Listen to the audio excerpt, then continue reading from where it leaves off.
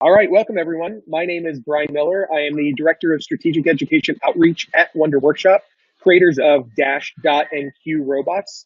And I have with me Derry Stevens here as well. Derry, you want to introduce yourself? Sure. My name is Derry Stevens, and I'm Director of Community Marketing. I taught for over 10 years and joined Wonder Workshop about a year ago, and loving everything we do with our little clever bots. Yeah, and I've been with Wonder Workshop for over 2 years at this point. Prior to that, I was a kindergarten teacher, a K through 5 computer teacher, and director of Edtech at one of the largest private independent schools in the US. So we're really excited to be here with all of you today. You can follow us on Twitter, as you see below. You can reach out to us via email afterwards at our email addresses, but we're more than happy to always continue the conversations as we progress and move beyond here as well. Also, there's a community built around coding and robotics on EdWeb, which Wonder Workshop, we are the sponsors of, where you'll get all sorts of community resources for free. There's free online discussion boards. All the EdWeb webinar recordings are located there. There's quizzes where you can receive continuing education credits and certificates, and you can see all your EdWeb activity on the home page.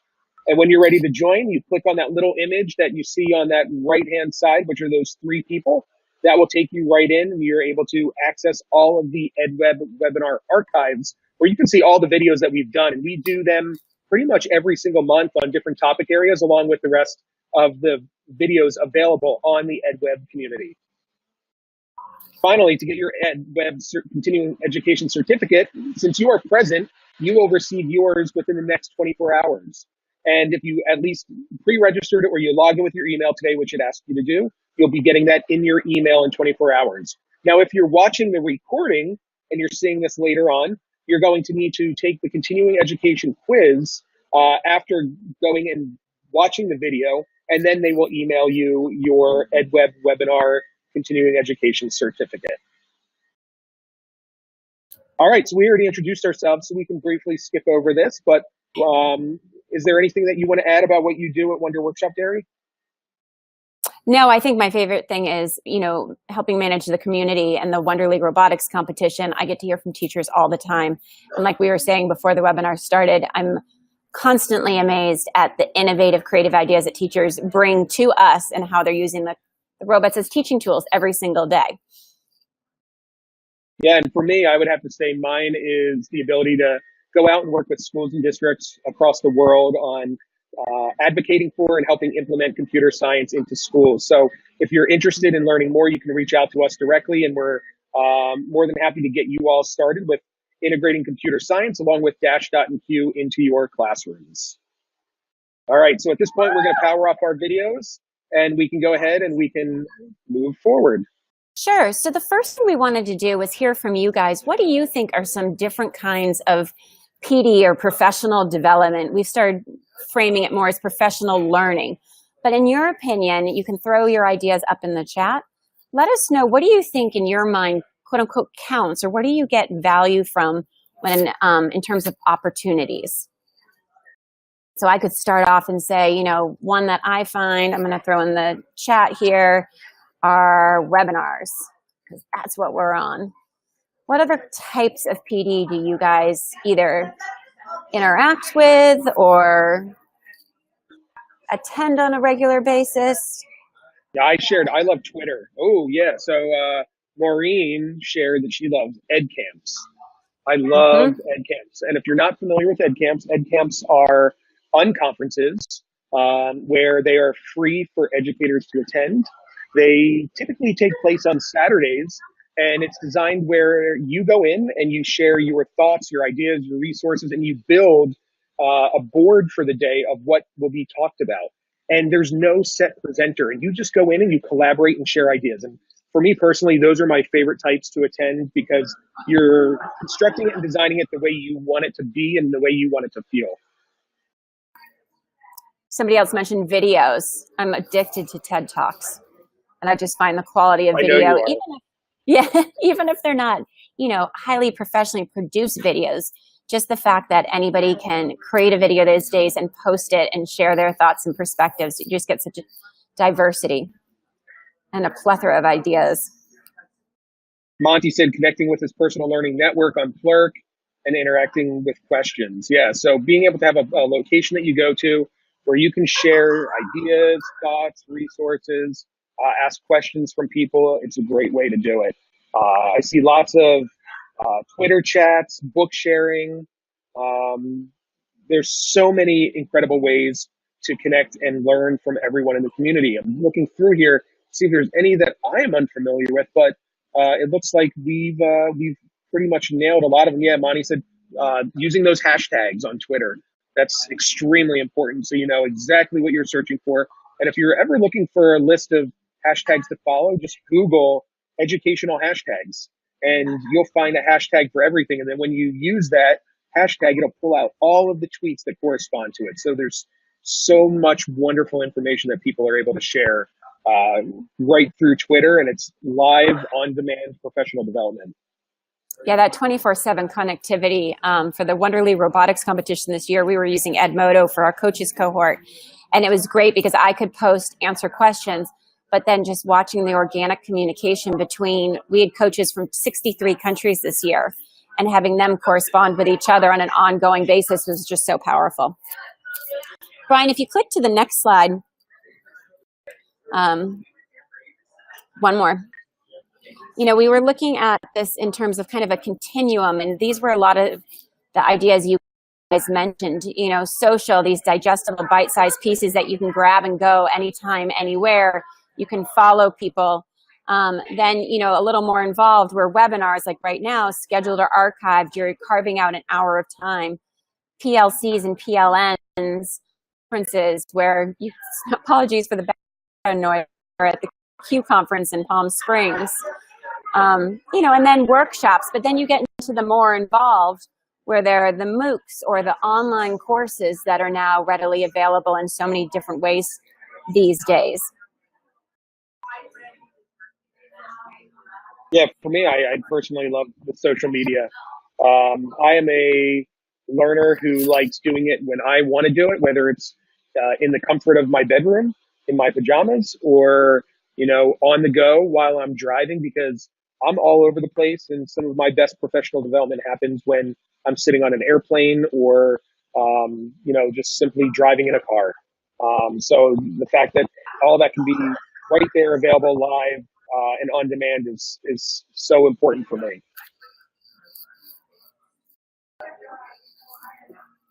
So now I'm curious, when you think about best practices for teaching, taking ourselves out of the mindset of PD, just think about your everyday teaching. What are the best practices that you guys use with your students?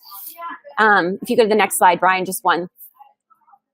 So what are those strategies that really hook your kids into the daily learning? For instance, I always found in teaching early elementary, I'm going to type one in here, you know, making those concrete connections to prior knowledge and letting kids have that voice to tell me what they know and what they were excited to learn more about. What other modeling and facilitating? Thank you, Monty. What other teaching strategies do you rely on that you find most effective and impactful? Yes, Amy, Yes. Student choice. I was just going to say voice and choice. Yep. Prior knowledge is important, but even if there isn't prior knowledge, you know, being able to provide them the knowledge that they need to be able to go through some of these activities. Some people are mentioning, reflecting and cooperative learning, getting at those 4 C's. Yes, real world connections, Frank. All right, you want to see what we came up with, Gary, in our list? Sure. All right, let's see. So we came up with a lot. We were sitting in the car going through and just rattling off all these different phrases and keywords that really stood out for us. And you can see collaborative is in there, inquiry-based, high interest, hands-on, connections to the prior knowledge. So a lot of these things you've already shared in here. The ability for creative expression in their, you know, being able to show what it is that they know, differentiating their instruction. It's authentic and has real world application.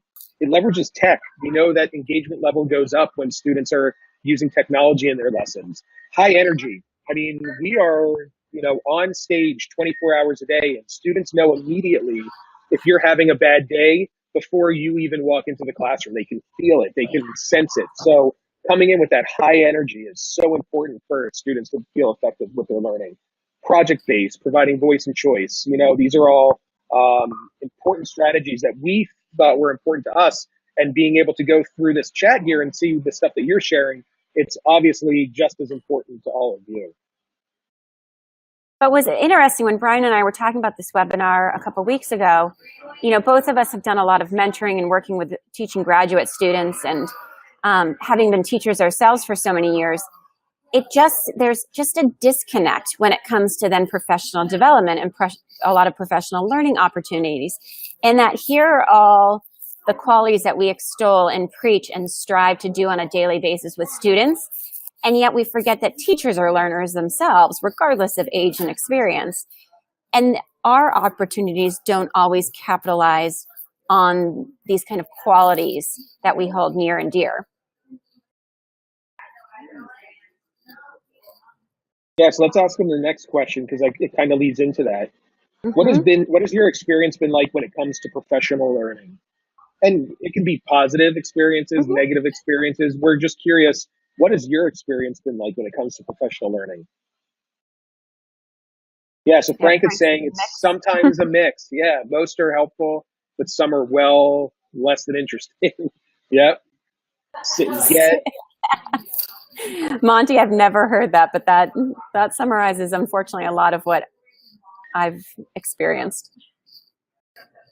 I've heard one and done, but I like the sit, get, and forget. Totally.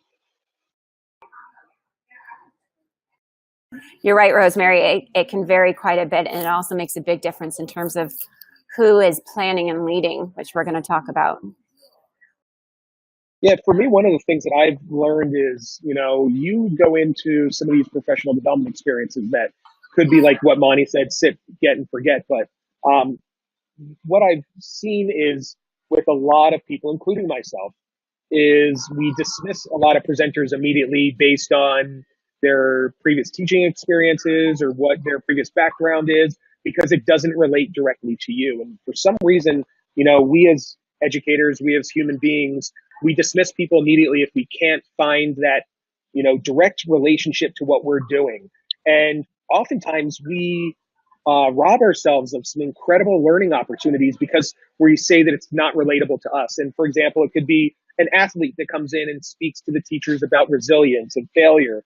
And the message could be about failure, but the second that a teacher who may be teaching art or music says, oh, it's an athlete, it has no interest to what I'm doing, they shut it off and they don't listen to what the greater message is. So, no matter how bad some professional development can be, we can always get something from it. So I think part of our role as educators is to find those pieces for us that relate to us directly.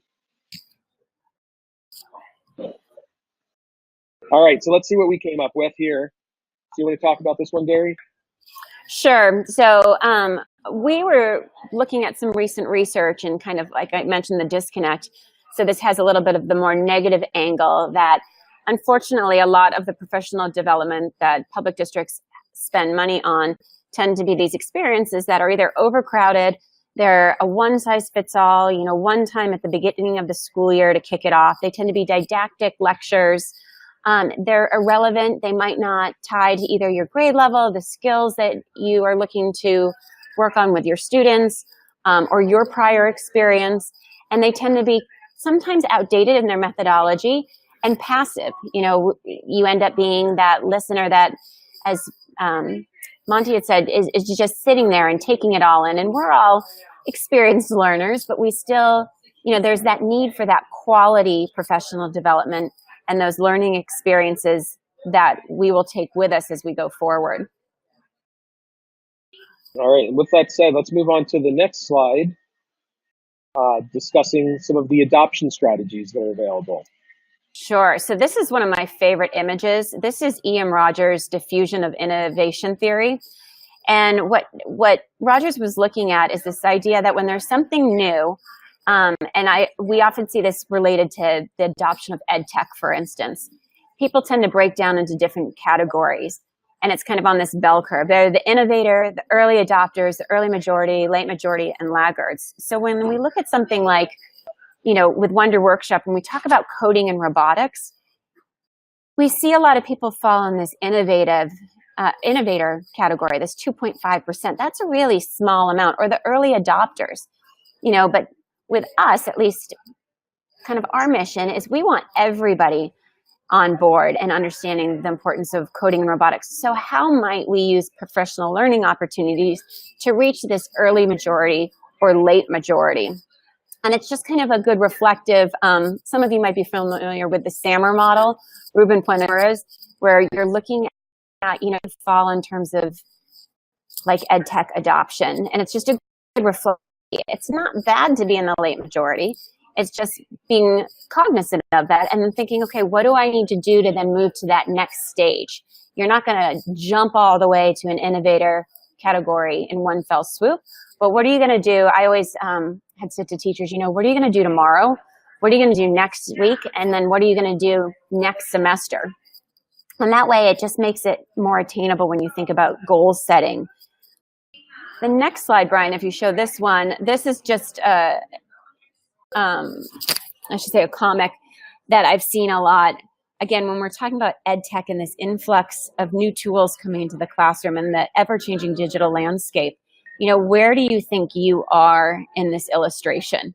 You have the EdTech enthusiasts on the left, you have the mainstream on the right, and then you have some folks that, they're interested, they find it intriguing, but for whatever reason, they're straddling the chasm. Maybe they don't have the time or they don't have the resources at hand.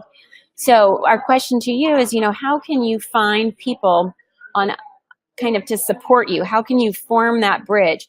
If you're more on the EdTech enthusiast side, how can you help bring people across this chasm? How can you leverage people, whether it's in your school community or in virtual communities like this one? Because sometimes folks don't have others at their school that they can necessarily lean on right away. So how do you make those connections and find those resources, which may be human resources? Mm-hmm.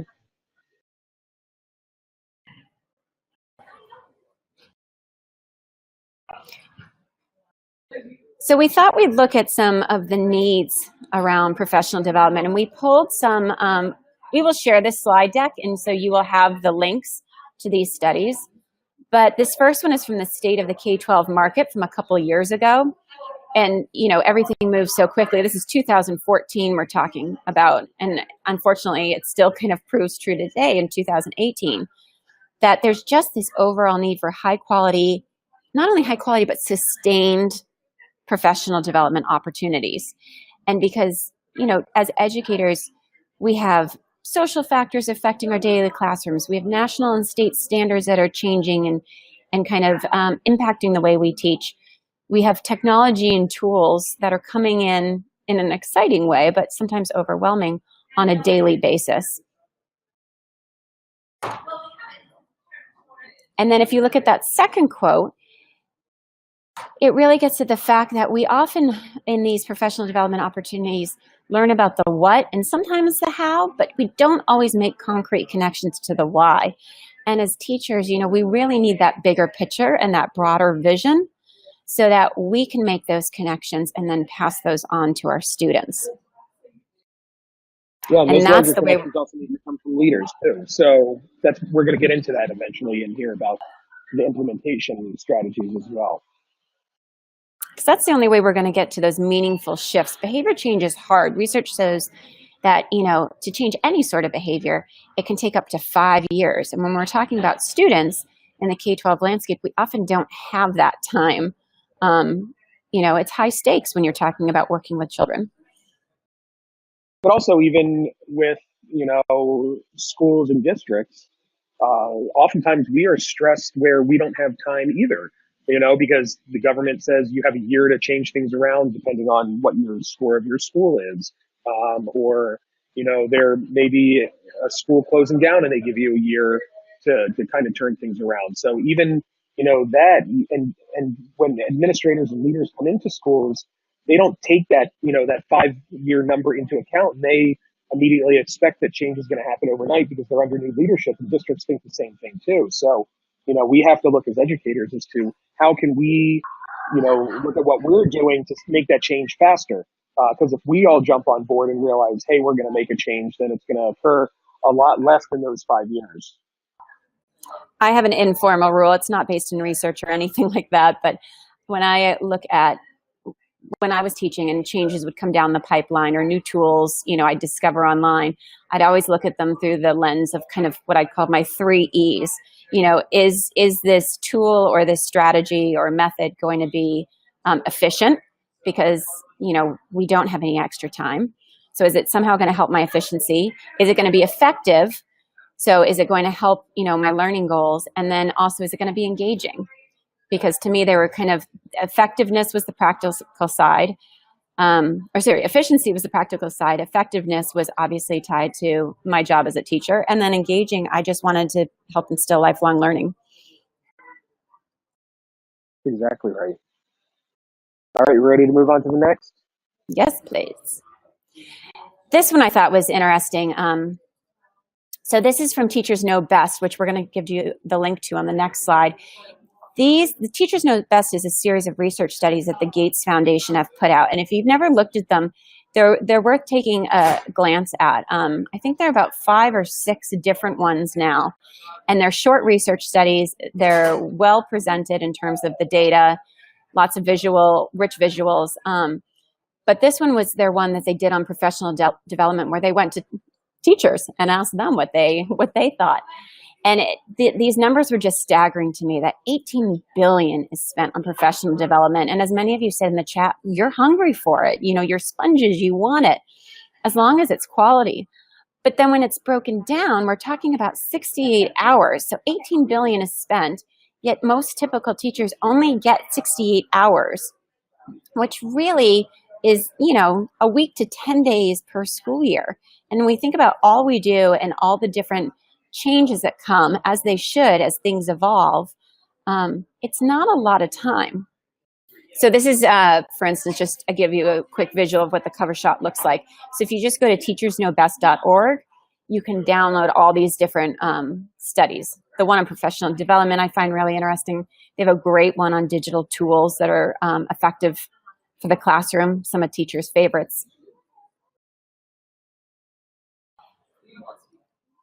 And then out of this study, these were just 2 stats. 29% of the educators that they surveyed were highly satisfied with the offerings, which, is encouraging. But if you then think about, the 71% who obviously weren't highly satisfied, what does that really mean? 34% think professional development has improved. So again, progress, but is it enough? Again, considering the high stakes and how we want to keep evolving as educators. Yeah, I mean, I think that for me, this is a real eye opener. It just shows if they're not highly satisfied with their current professional development opportunities, then what are they taking that they're completely dissatisfied, and how do we educate people to steer clear of those experiences, because we don't want them to experience, that same number of dissatisfaction. But like you said, it is good to see that there is a level of improvement that's happening, because, I think companies are really trying to figure out what works best for teachers and really listening to that, and improving the professional learning experiences. Yeah, and that's why I applaud the Gates Foundation for doing these studies, because they are getting the teacher's voice heard. And I think awareness is a big part of that. And like you said, Brian, then companies like ourselves can turn around and think, how can we make it better? How can we respond to what teachers need? And when you look at the factors of, in terms of what are the barriers, not surprising to any of you, I'm sure, number one is time. That teachers just don't have the time to invest. And how do we make those opportunities and carve out time for teachers to have those meaningful learning experiences? Funds are an issue. Good old budget. Finding that expertise or that diversity of expertise. How do you tie these opportunities to incentives? And then there are some barriers often when it comes to direction and or leadership. And then how do you quantify and qualify these experiences? So how are we making sure that as we shift or try new opportunities, that we're constantly asking for feedback so that we're iterative and improving for teachers as well as students. And then resources, just resources, whether it's in the workshops or then follow up within the classroom. I can recall countless workshops where I heard all these great opportunities and wonderful manipulatives that I could use in the classroom. And then I turned around and I didn't have them to try these new techniques. And so the great ideas quickly dissipated. And also resources that are available to anyone, no matter what their socioeconomic status is or their location throughout the world. Finding, quality resources that apply to everyone and make it very easily accessible.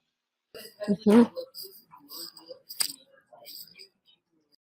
And then the last, I think this is the last one we had from this study, was just looking at the fact that kind of teachers fell into these two camps in terms of they either viewed professional development as really just like this compliance activity, a checkbox that they had to tick off twice a year as part of their obligations to a district. But then again, they loved the idea of professional learning, and especially when it came to horizontal and vertical planning opportunities. And they loved working on grade level teams and strategizing about new learning experiences and activities that they could do in the classroom that tied to standards or whatnot. So it's just this dichotomy of when the time is carved out, it doesn't always match the quality of what teachers want to spend the time on.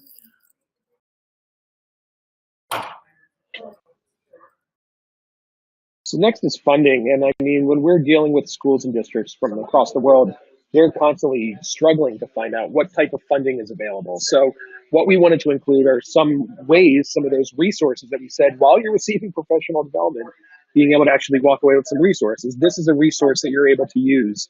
But we've put together STEM grants and funding resources, many of which you can use to apply to professional learning. So being one of the largest issues, obviously, that was in that list was funds.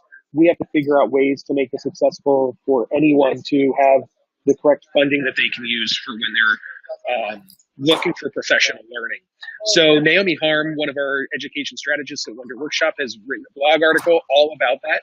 So you can read a little bit more and find creative ways to bring funding to your schools. But there are some great ways to bring professional learning. And you can do it in a number of different ways. But some of my favorite things that you're able to do is reach out to these different companies or these different businesses that are looking to provide funds through grants. And we've pulled out all those resources that you need, everything you need as far as who to write to, what they're about, what they cover. And you can easily find ways to bring funding available into your classrooms. And in a lot of cases, it could be personal, where you want to raise some money just for you to take some of that money and apply it to your personal professional development, whether it's a subscription to something or the ability to go somewhere. Those are all important pieces to continue your personal professional development. April just asked a great question. She said, if I could ask a poll question, it would be, do you use PD to learn something new, or do you use PD to become trained on a specific program or EdTech in your school or organization? That's a great question. Yeah, so it's kind of at that more intrinsic level about something you want to learn about, maybe a little broader, or something that's more immediate and maybe being used already in your school or district. I think it needs to be a mix of both, because we want to continue to understand different theories, different ways to teach, different best practices as practitioners. But also there are district initiatives that are coming down the line that, in order for us to be successful, we need to understand how to use those tools, resources as well. So I think there needs to be a marriage of both. But what I see a lot of as I'm out in schools is that they're doing either all of one or all of the other. And I'm going through this list and I'm seeing people rattle off both, all the way down the line. And it needs to be an opportunity for both. You need to provide teachers an even amount of tools and resources that the school requires. And then you also need to provide them ways to think differently, learn something different that is beyond what they've previously been doing. But like I said, what I'm seeing a lot of is just either the one or the other. Helena, we will we will share that link to that blog article too. And then these slides will also be available in our in the EdWeb follow-up. Web. Thank you. So you'll be able to find it there. Yeah, and you can flip back through this presentation as well, and those links are clickable also, so you'll be able to access it that way too. April's poll question, though, is a good segue to this next slide about the digital opportunity. You know, and I would like to hear from you guys too, in terms of which platforms that you find really helpful, because nowadays I think, you know, we have those opportunities that are through our school and districts, whether they're workshops or series or whatnot. And those might be more immediately applicable, it's already in place, or a new resource that has been brought in this school year. With the digital landscape, there are so many ways to capitalize on, you know, more maybe topics that are high interest to yourself, whether you're talking podcasts, webinars, videos, articles, MOOCs. Of course, you know, there are ones you pay for if you want credit. There are other ones that are free and are online. A lot of tools also obviously have product training and communities where you can share a lot of ideas. So if you flip to the next one, Brian, you know, when you think about this digital opportunity, there's just a lot of benefits to the digital world, as overwhelming as it can be. Learning can be just in time. It can be on the go. I know I have about an hour-long commute nowadays. So there's lots of time for me while I'm on the go to be listening and to podcasts or whatnot and taking in new information. There's a lot of voice and choice, more than there ever has been. Often these options can be low cost. You sometimes have to search around for them, but you're not pigeonholed into something that's expensive, because we know teachers spend a lot of their own money already on their classroom endeavors. Brian, what did you call this one for comfort? PD and your PJs? Yeah. Yeah, so you can do it from the comfort of your own home. You know, whether it's during the day or early in the morning or later at night. You also have access to expertise unlike ever before. And just that diversity of perspective and experience. People from across the globe. We've seen a lot of folks, you know, in the chat here from all over the world. So it's just an opportunity to make those, to be part of that global community.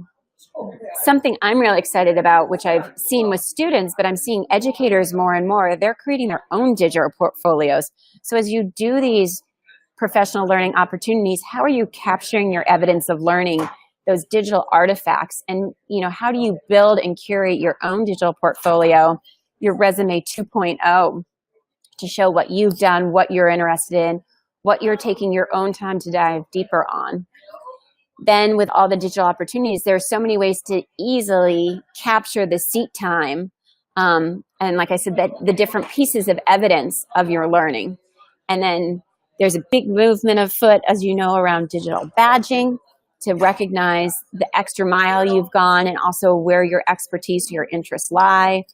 And then it's easier now than ever to kind of take these digital experiences and apply them to some of the incentives like continuing education units. And I want to add, I'm so glad that we included in here global community, because, you know, we're a part of a community right now, like you mentioned, from across the world sitting in this EdWeb webinar. But the thing that I want to remind people of is we're all experts in something. And you may be doing something creative in your classroom and want to share it with the world. So go out there and do that. People want to learn from other people. And in a global community, we're allowed to do that, especially through the use of social media. So the ability to tweet out a picture or post something that you've seen and learned on Instagram, or connecting with a group of people on a Facebook community, or, you know, sharing something with your community of learners that very second if you Snapchat a video.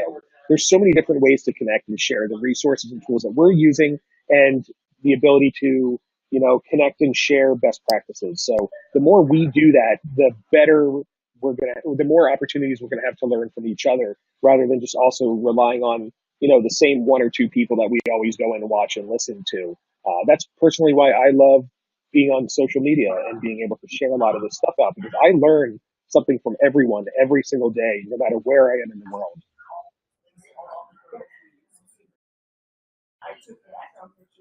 So the next is the strategy. Yeah. Go ahead, Barry.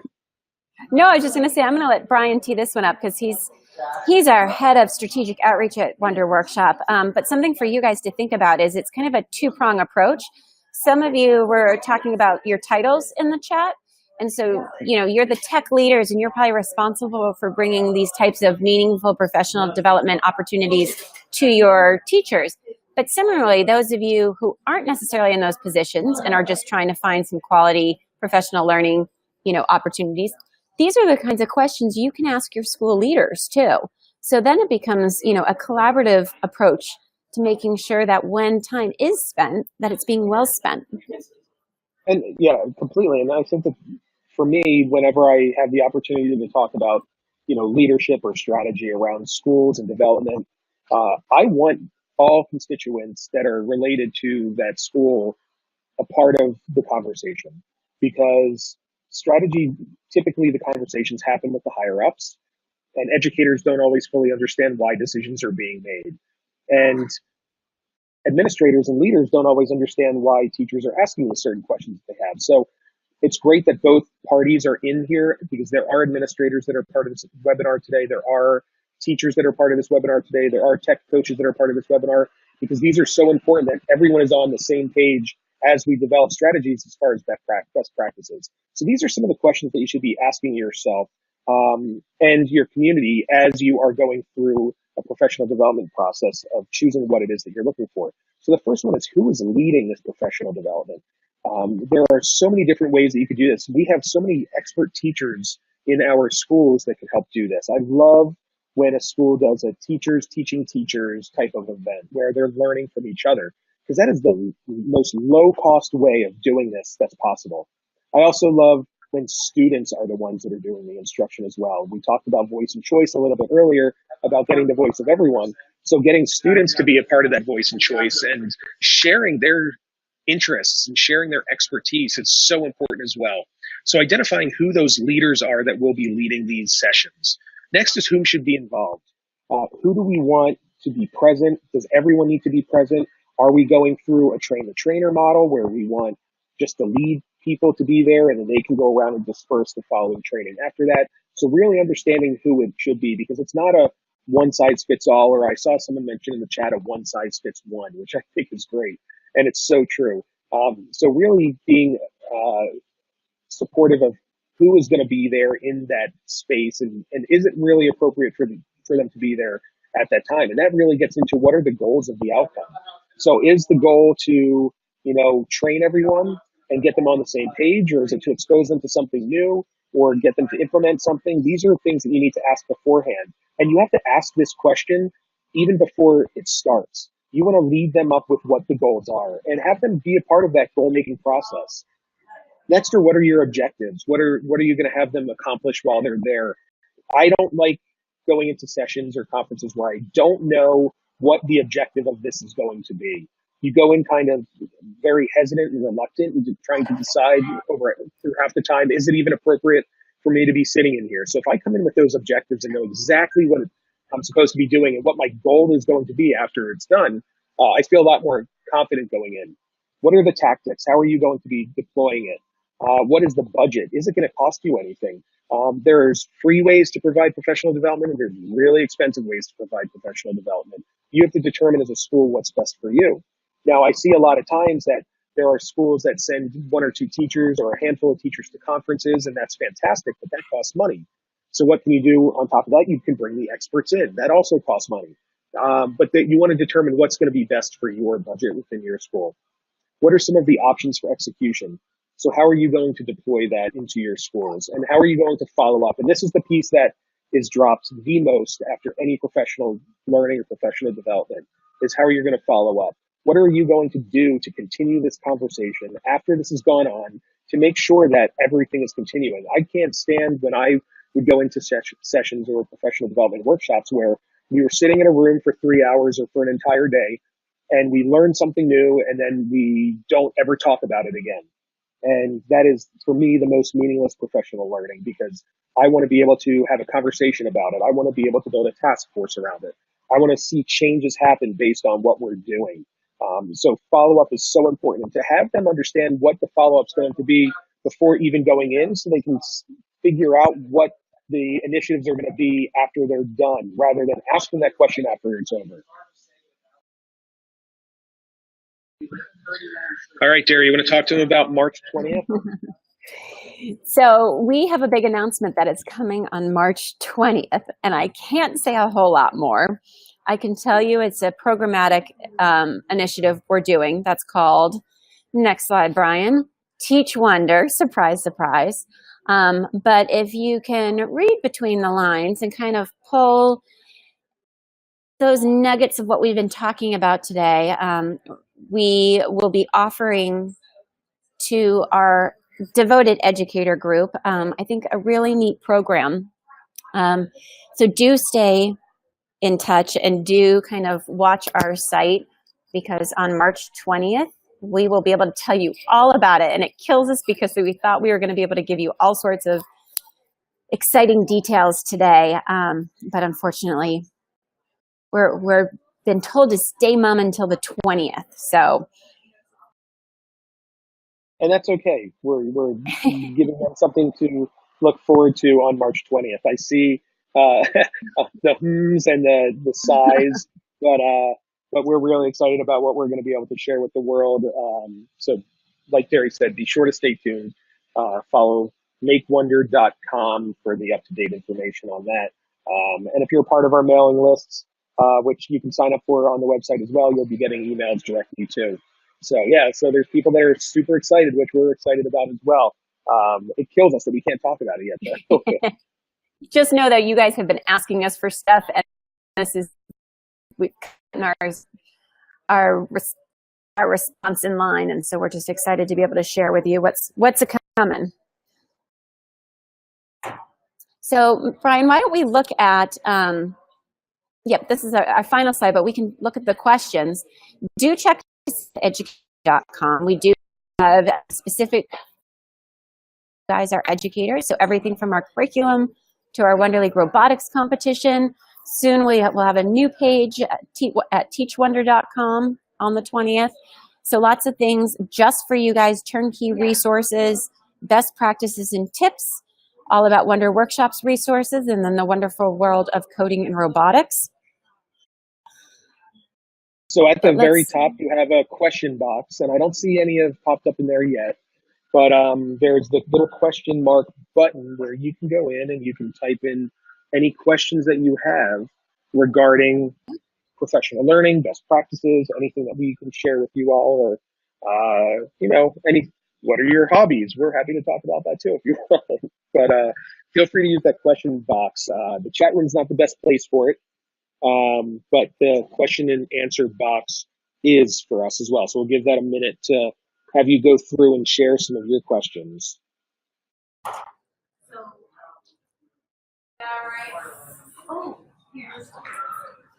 Happy to answer anything about professional development, anything about Dash, Dot, and Q.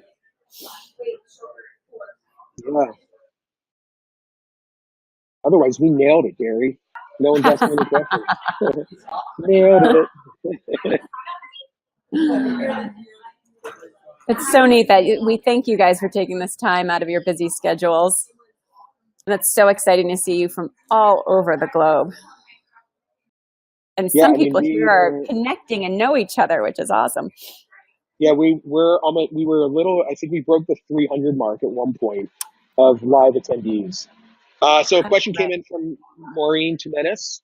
Do you recommend Q for elementary or more for middle school? That's a great question. It is. We designed Q with middle school in mind.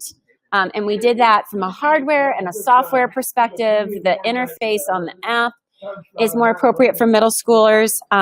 We will have a middle school curriculum coming out for Q at ISTE in June. Similarly, we're also coming out with a education-specific app for Q. So right now, any of you can go use the free Q app. But what we've done is we've taken feedback from educators, and we'll have a teacher dashboard and student accounts and single sign-on and just those turnkey, again, those kind of efficiency tricks that we know teachers need and also expect nowadays. So that will be coming out in June as well for Q.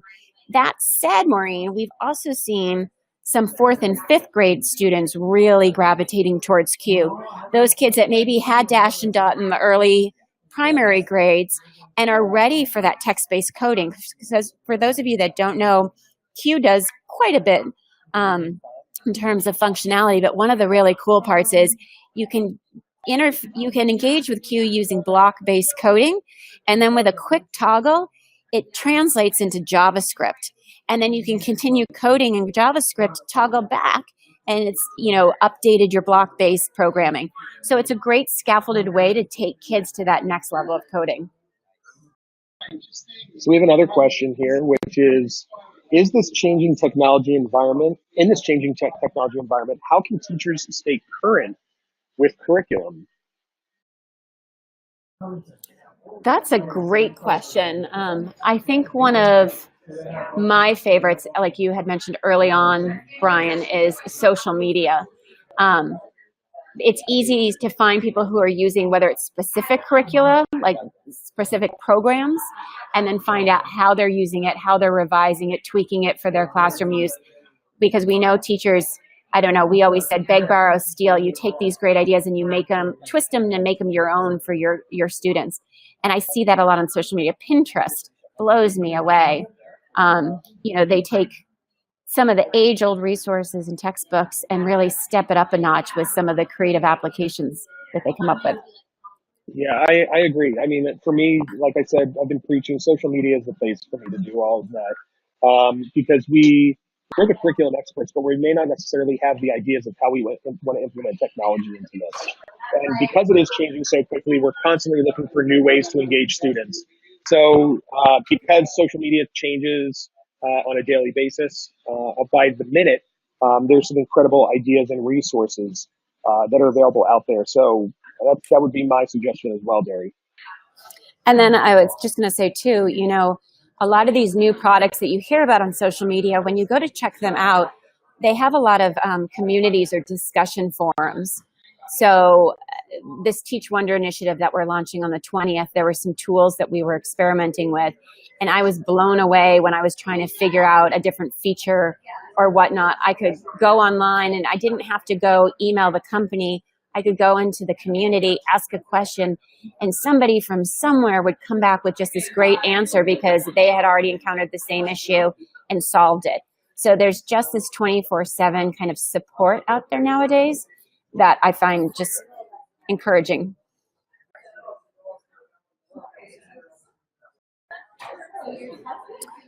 Here's another question that came in from Frank.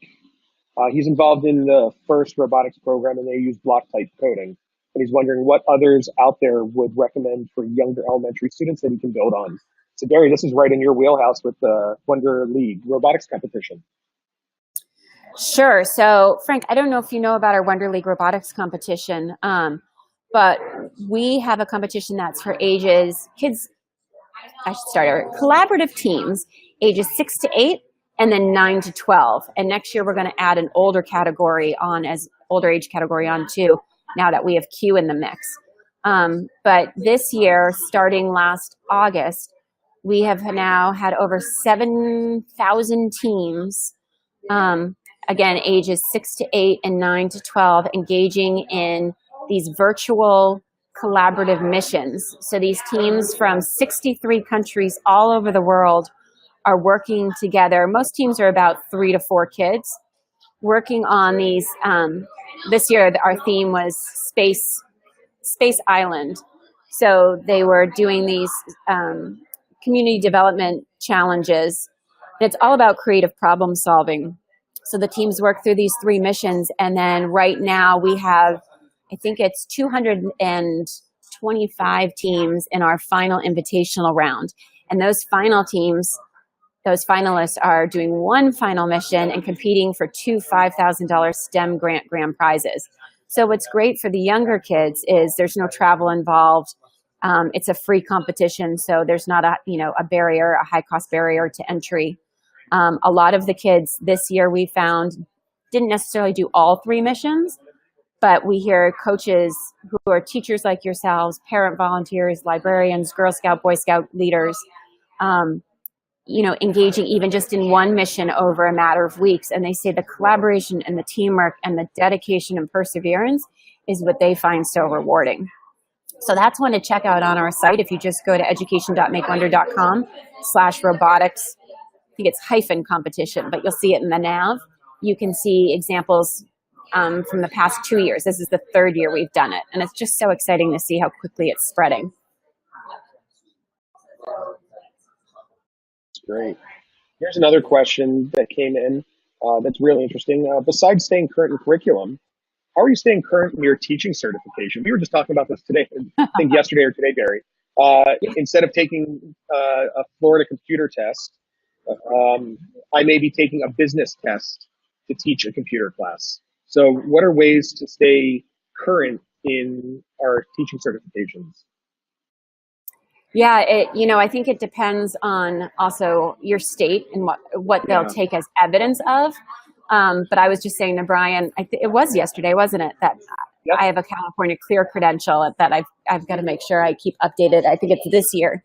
I personally try to do speaking opportunities at conferences. I also try to engage in low cost learning opportunities. So recently I took an InDesign workshop just because it was something that interests me and I love creating and designing, but I had the time nor the training for something that in my mind was more design-esque, but definitely as classroom applications.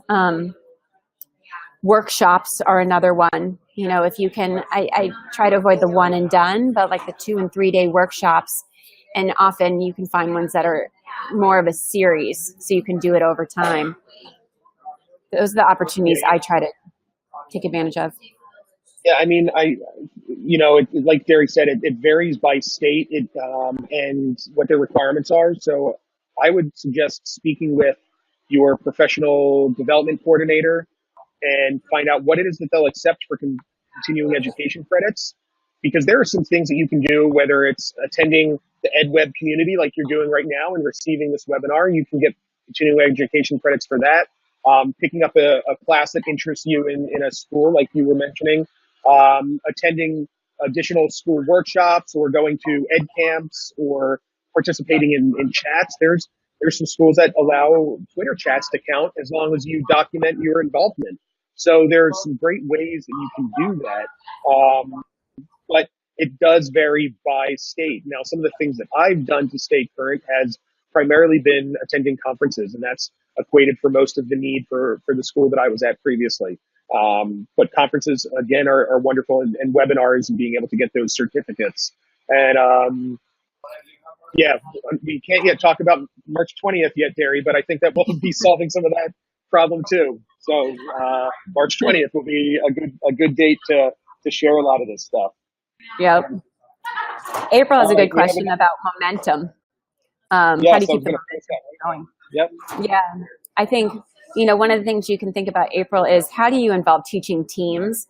I always found it really powerful if you had a team do some sort of training or experience together, they tended to feed off of each other. And then, as Brian had alluded to earlier, then the conversation inherently keeps going because they're working together on a daily basis and they can apply maybe the new strategies and talk about what worked or didn't work. Similarly, if they can't all go to the same opportunity, my old teaching team when I was in Los Angeles, we would often divide and conquer.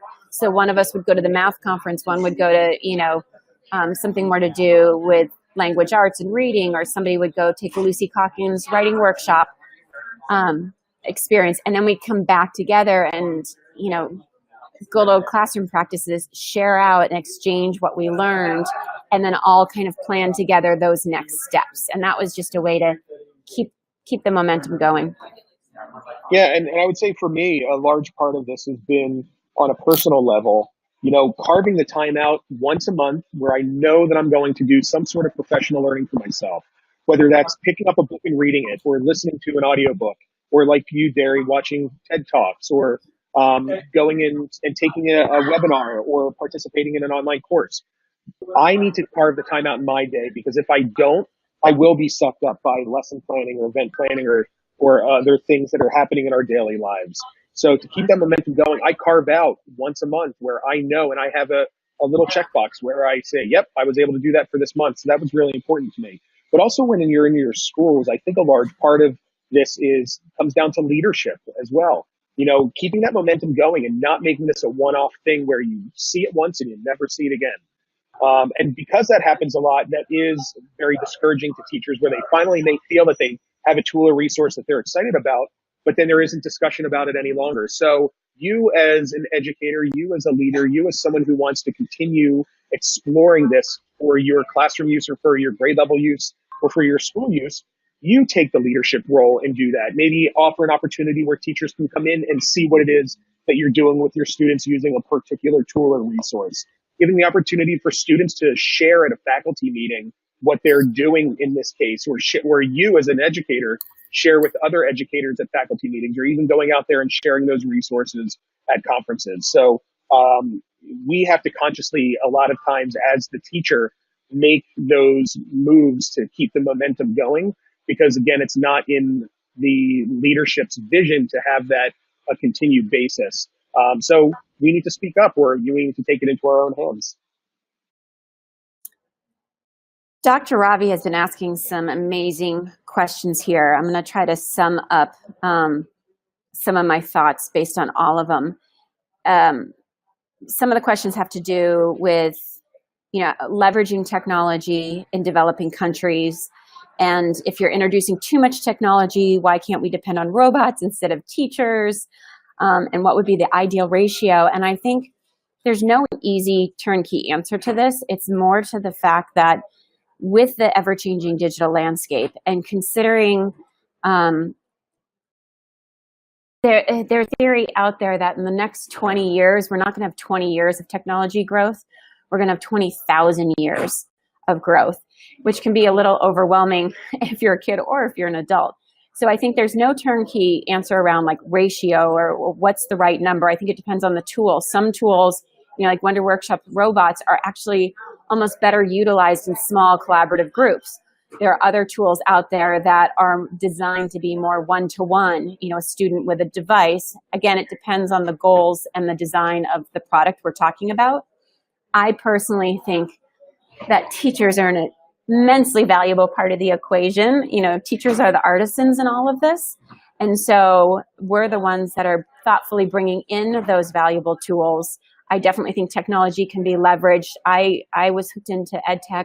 I worked in inner city schools for so long. And the first year I had a smart board. I just remember thinking if I had had this when I worked in Compton, the things I could have done, because I had a room full of 44 kids and I had 10 books total. So, the opportunities and the exposure I would have had with a smart board and that teaching situation would have been amazing. So there are ways to leverage technology. I don't think technology will ever supplant, though, what a teacher brings to the classroom. We're the ones that get to know our students on an individual basis. We're the ones that kind of do the matchmaking between learning goals and learning resources. We can help be those motivators and cheerleaders when it comes to developing lifelong learners. So that's my soapbox answer to those really tough questions. Nope, and you nailed it. And it looks like everyone's agreeing with what you said too, and I echo everything that you said. So with that said, we want to thank you all for attending. We have our information up here on the screen. If you'd like to reach out to us directly, you can follow me on Twitter at EdTechNerd. You can follow Derry at Derry_Stevens, and our emails are there as well. So if you have questions or you want to follow up this conversation even further after this, you're more than welcome to reach out to us in either of those locations.